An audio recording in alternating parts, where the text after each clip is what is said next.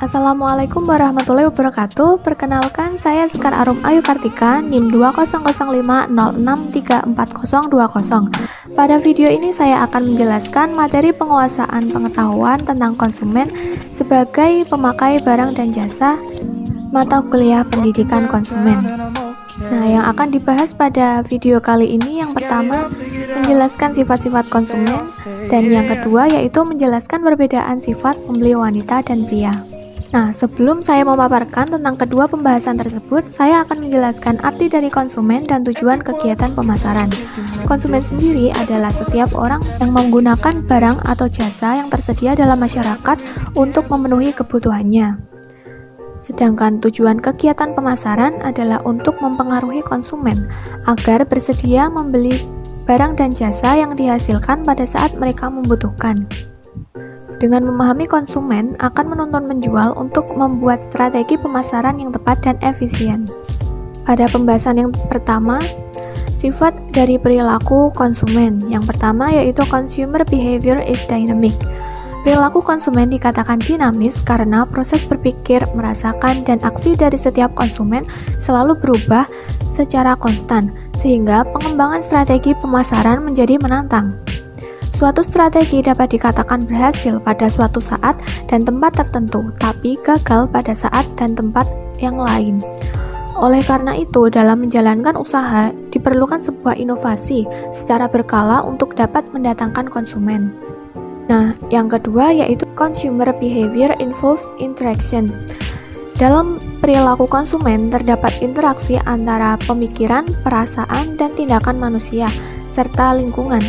Semakin dalam suatu perusahaan memahami bagaimana interaksi tersebut mempengaruhi konsumen, semakin baik perusahaan tersebut dalam memuaskan kebutuhan dan keinginan konsumen, serta memberikan value atau nilai bagi konsumen. Dan yang ketiga yaitu consumer behavior involves exchange. Perilaku konsumen melibatkan pertukaran antara manusia. Dalam kata lain, seseorang memberikan sesuatu untuk orang lain dan menerima sesuatu sebagai gantinya. Nah, selanjutnya kita masuk pada pembahasan perbedaan sifat pembeli antara wanita dan pria. Antara wanita dan pria tentu memiliki perbedaan, salah satunya dalam melakukan transaksi ekonomi. Pada pembeli pria, yang pertama, mereka cenderung membeli sesuatu yang sudah direncanakan sejak awal berangkat. Misalnya, mereka dari rumah sudah memikirkan ingin membeli sebuah kemeja dan celana, maka ketika sampai di toko, hanya barang itulah yang nantinya akan mereka beli. Yang kedua, ketika berbelanja, pria itu lebih suka melakukannya sendiri. Berbeda dengan wanita. Wanita akan lebih suka melakukan berbelanja itu secara berkelompok.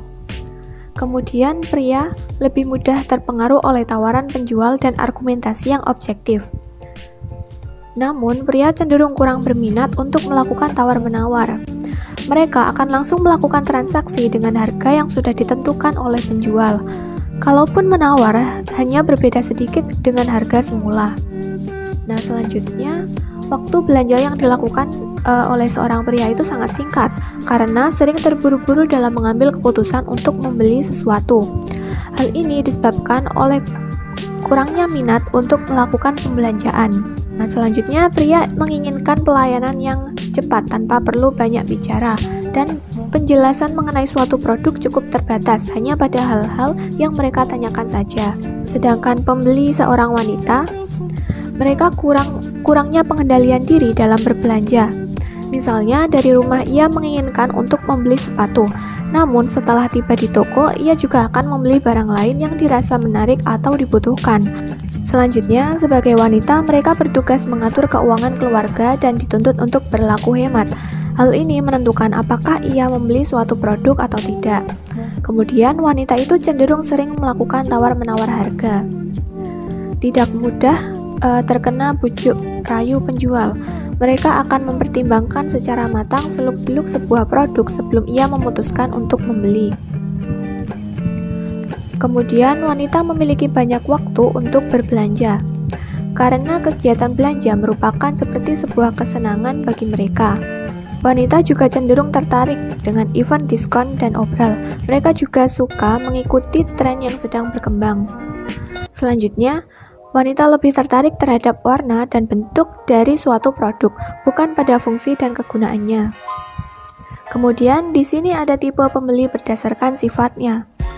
Saat akan menjual suatu barang, seseorang penjual pasti akan bertemu dengan berbagai macam pembeli dan seorang penjual pastinya harus mengetahui bagaimana cara melayani pada tiap pembeli yang berbeda-beda. Yang pertama, yaitu ada sifat cerewet. Tipe ini suka mengomentari dan menanya banyak hal saat akan membeli suatu barang, bahkan mengajak penjual bercakap-cakap saking cerewetnya. Maka untuk tipe konsumen ini, penjual harus membiarkan mereka untuk berbicara. Jika topik pembicaraan mulai melenceng, lebih baik membelokkan pembicaraan sesuai keinginan. Tipe yang kedua yaitu hemat. Mereka begitu cermat saat berbelanja dan memperhitungkan untung rugi, serta manfaat sebuah produk yang akan didapat ketika membeli sesuatu. Maka untuk menghadapi pembeli tipe hemat ini, penjual harus mempersiapkan data dengan lengkap, tidak lupa untuk menyampaikan manfaat dan fungsi barang yang dijual. Kemudian tipe yang ketiga yaitu pembeli yang pendiam. Pembeli ini tidak banyak berbicara, mereka cenderung diam dan mengamati proses transaksi jual beli di sekitar mereka. Untuk tipe pembeli seperti ini, maka penjual harus membuat kepercayaan pada pembeli. Sekali mereka percaya, mereka akan terus mempercayai kata-kata penjual apapun yang penjual jual. Tipe yang keempat yaitu sombong. Pembeli tipe ini banyak berbicara, juga sangat suka membandingkan apa yang telah ia beli. Mereka mudah dipengaruhi jika penjual tahu kelemahan mereka, yakni produk yang mereka beli sebelumnya dianggap tidak baik, atau mereka dianggap tak mampu membeli produk yang dijual oleh penjual. Nah, untuk menghadapi pembeli tipe ini, penjual harus berpura-pura menyetujui semua pendapat mereka. Awalnya penjual memuji tipe ini, baru kemudian merayu mereka untuk membeli produk yang dijual. Tipe yang selanjutnya yaitu pembeli yang arogan. Pembeli yang satu ini suka keras kepala, tidak mau menerima pendapat orang lain dan selalu merasa benar. Untuk menghadapinya, maka penjual harus banyak bersabar dan tidak mudah tersinggung. Nah, itulah sekian pemaparan materi pada video kali ini. Jika ada kata yang kurang berkenan, saya mohon maaf sebesar-besarnya. Wassalamualaikum warahmatullahi wabarakatuh.